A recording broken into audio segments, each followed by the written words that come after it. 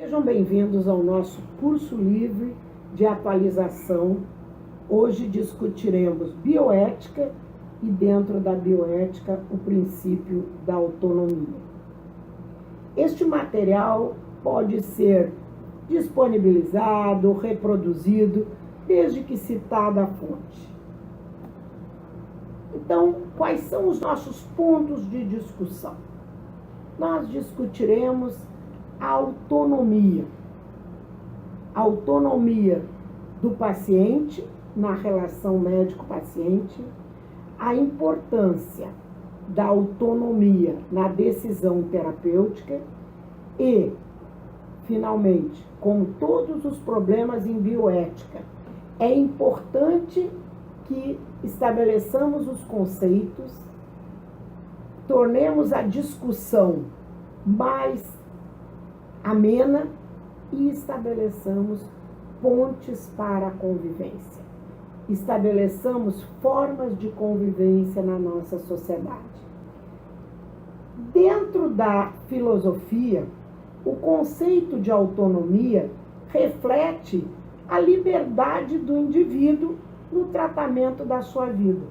Reflete a razão, tomando suas decisões de forma racional, sem independência de outros. Nós sabemos que, embora esse conceito esteja historicamente estabelecido, nós sabemos que é muito difícil, na nossa sociedade, um indivíduo tomar suas decisões de forma completamente independente. Mas é importante que ele tenha liberdade individual no tratamento da sua vida. A autonomia é a qualidade de ter independência. É a necessidade e o direito que o indivíduo tem de ter liberdade para tomar decisões, de ter responsabilidade sobre seus próprios atos, de ter autossuficiência. É a qualidade do indivíduo de ser autônomo. Qual é, então, o significado de autonomia? Autonomia vem do grego, que é traduzido como de si mesmo. E autônomo é aquele que é capaz de governar sua própria vida a partir de seus próprios meios, valores, vontades ou princípios. Muito bem, e como esta questão entra no dia a dia? Como ela entra no dia a dia das relações de saúde? A valorização do direito do indivíduo à autodeterminação é muito bem estabelecida tanto no campo da ética como do ponto de vista legal. Então, nós já temos estabelecido desde a reflexão de Kant que a autonomia reside na capacidade do ente para a ação moral e, assim, gerir o seu próprio comportamento de acordo com as suas indicações de motivo.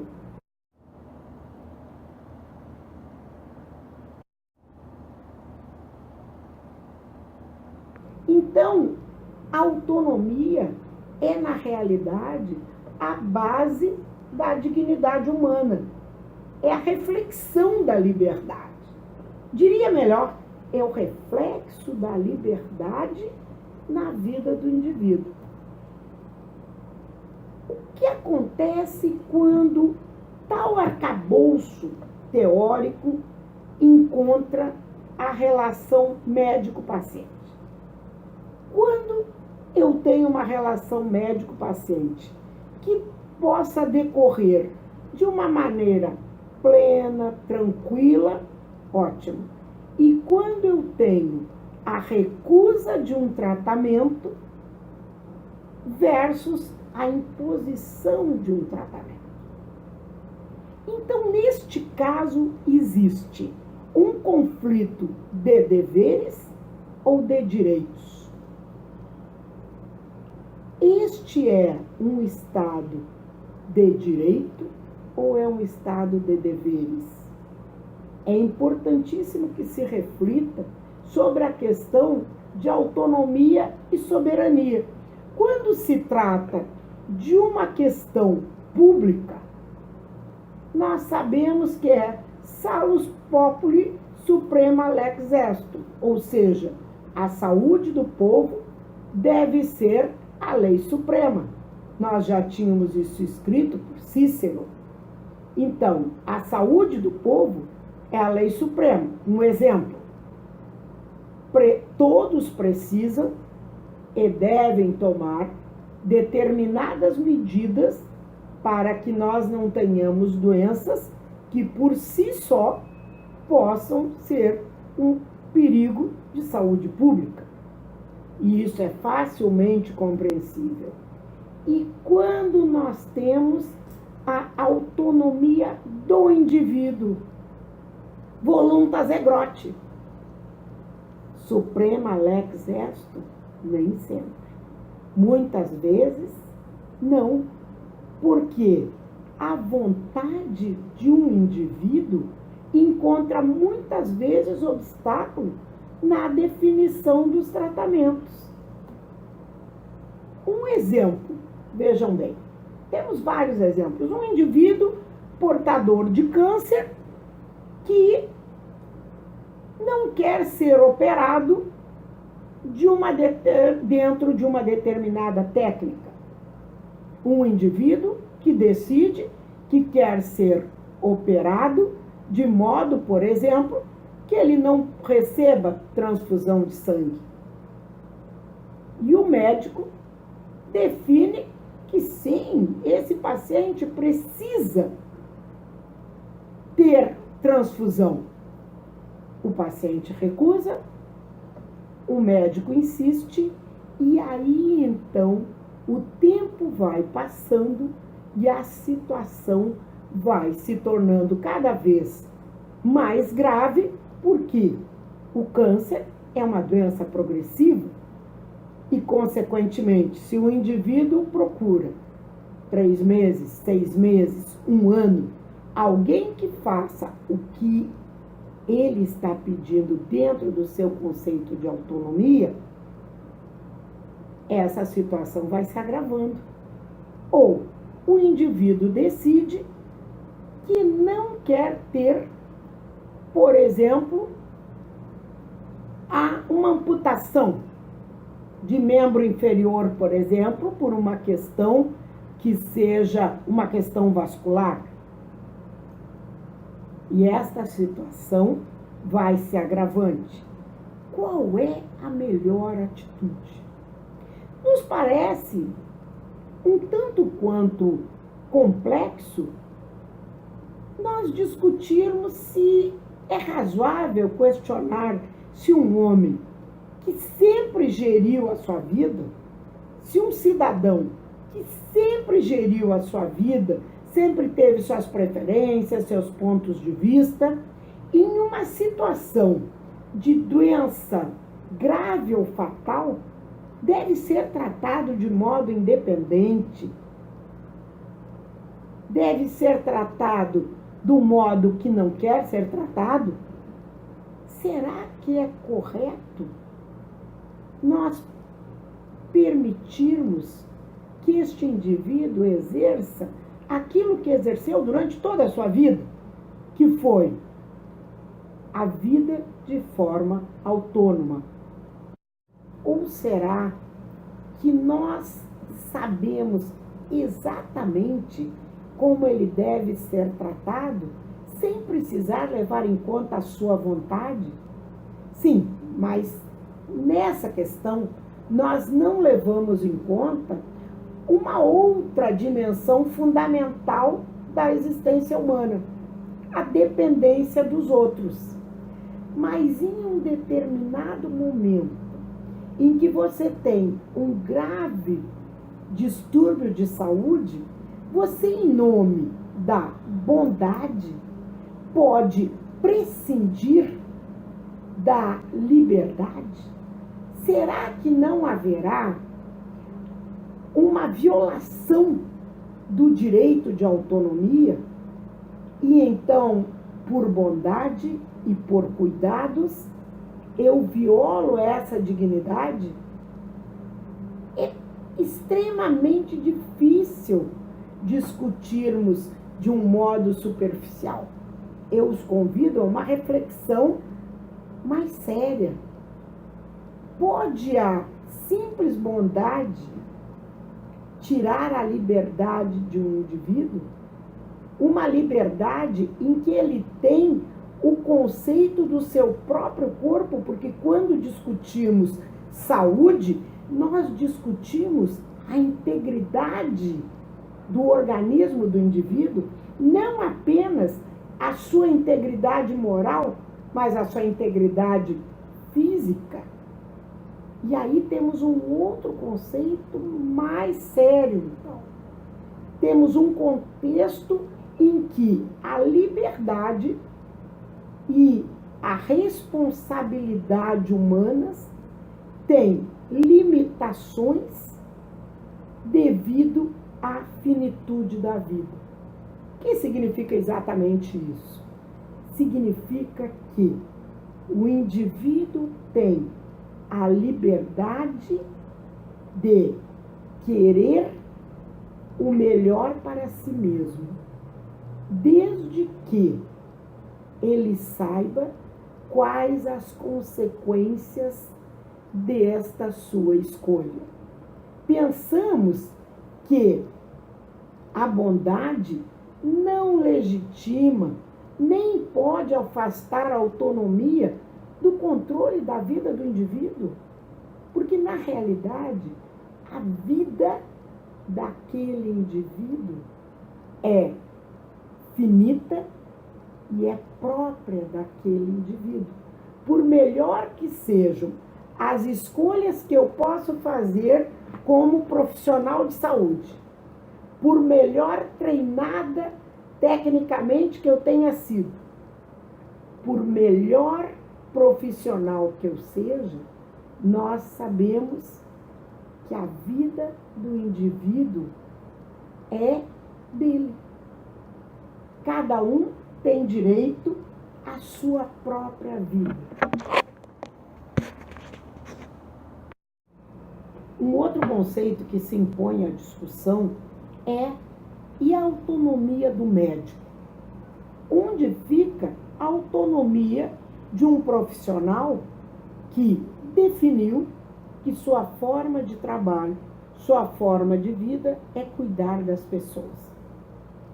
Nesse caso, nós temos que discutir o seguinte: a competência profissional de um médico, que é uma exigência de forma legítima de fornecer informações ao paciente sobre sua condição, é um postulado geral.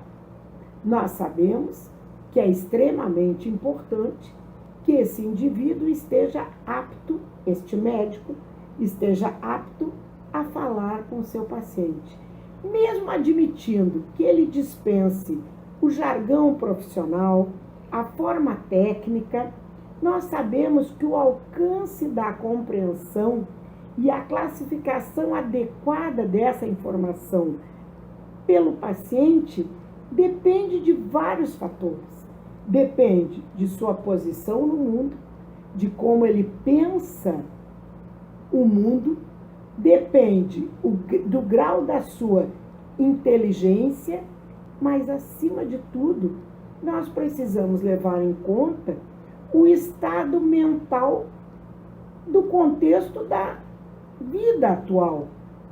E mais ainda, a disponibilidade que ele tem de cooperar com os conceitos do médico. Percebam que, na realidade, depende do médico ter a capacidade, a competência, a abertura técnica e intelectual para conversar com o paciente de modo adequado, para que esta mensagem seja ouvida. Mas seria muito difícil a gente pensar que o médico vai esquecer suas conclusões.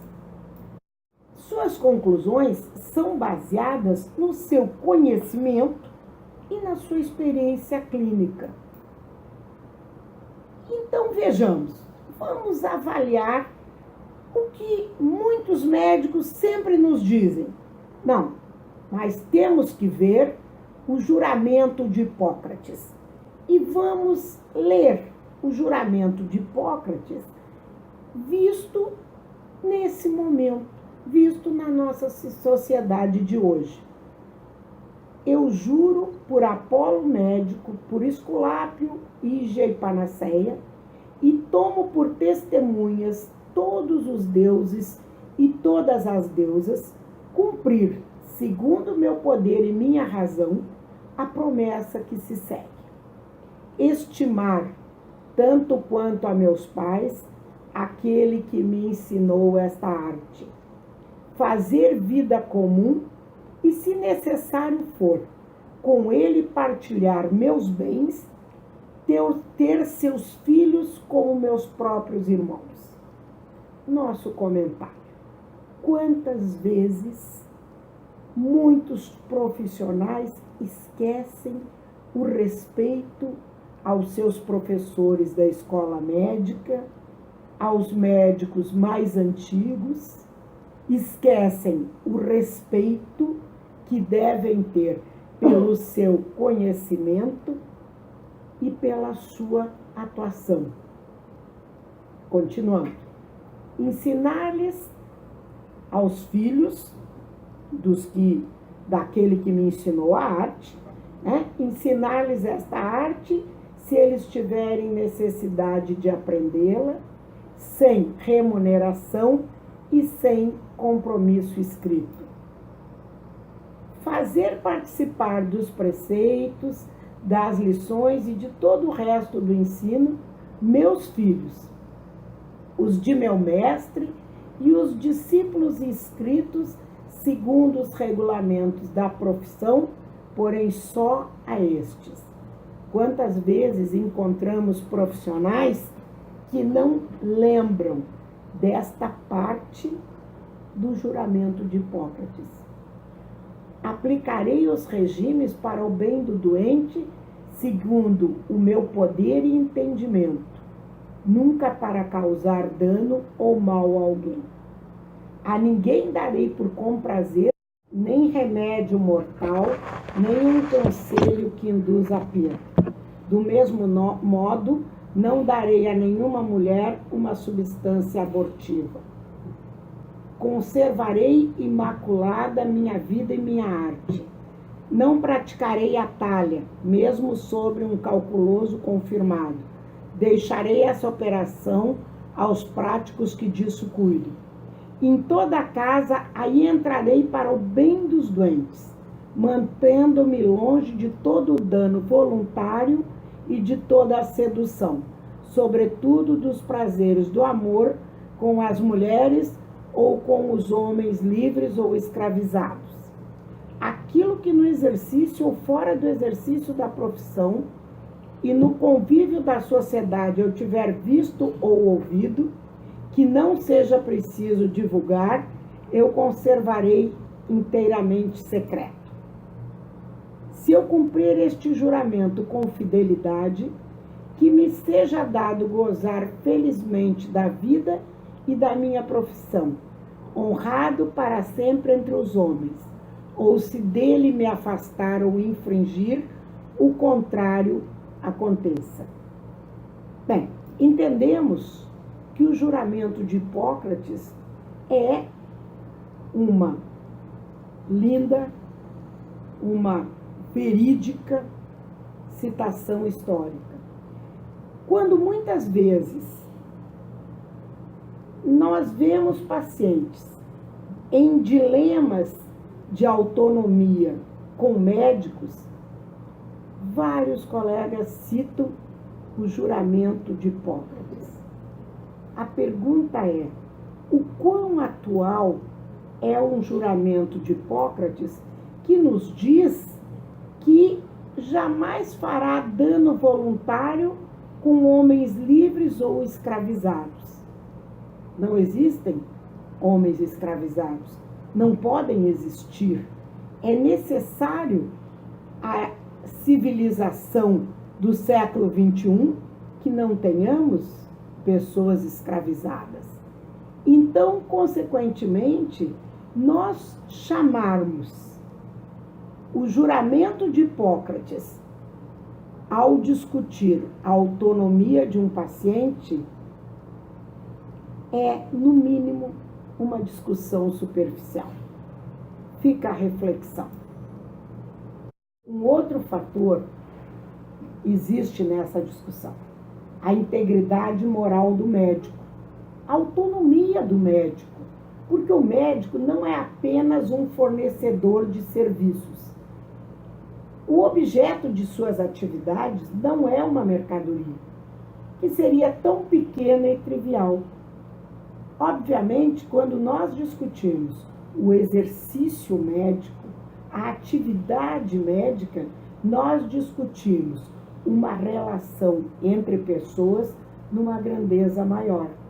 Mesmo que muitas vezes esta relação jurídica médico-paciente seja determinada por conceitos de consumo e das relações econômicas, este não é o modelo na área das considerações éticas. Então, é importante que a integridade moral do médico seja também observada. O médico é a pessoa que a integração psicofísica e a maturidade pessoal devem ser aprovadas pela fidelidade aos princípios morais em si. Significa que o médico deve ser fiel à sua consciência. E esta consciência médica, quer a sociedade, quer o senso comum, que seja uma consciência plena de conformidades à relação com as pessoas. Então, vejam bem, é para a sua própria consciência e não para a consciência de outra pessoa que o médico é responsável por suas ações e omissões. E são as ações e omissões do médico, a sua atitude frente à sua própria consciência, que dita, que decorre dela a autonomia moral do médico. E essa autonomia moral, tanto profissional como ser humano, tem que ser levada em conta e respeitada. Significa que aquele médico que não se sente com liberdade, com dignidade, para fazer exatamente o que a autonomia do paciente dita, ele tem o mesmo direito moral de ser respeitado que o paciente tem. E então, neste caso, a nossa ponte de convivência proposta é,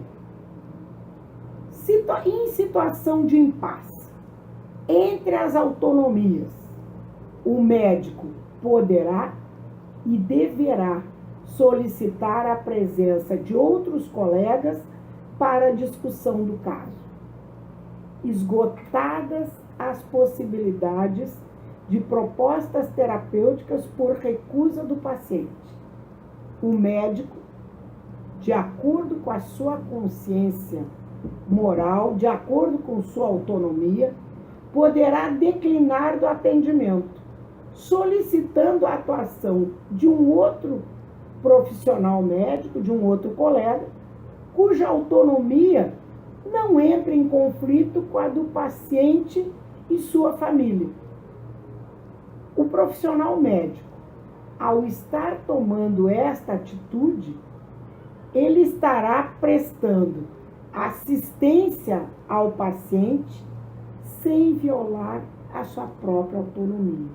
Estará cumprindo a sua função, cumprindo o seu mistério, mas estará também mantendo-se de acordo com a sua consciência.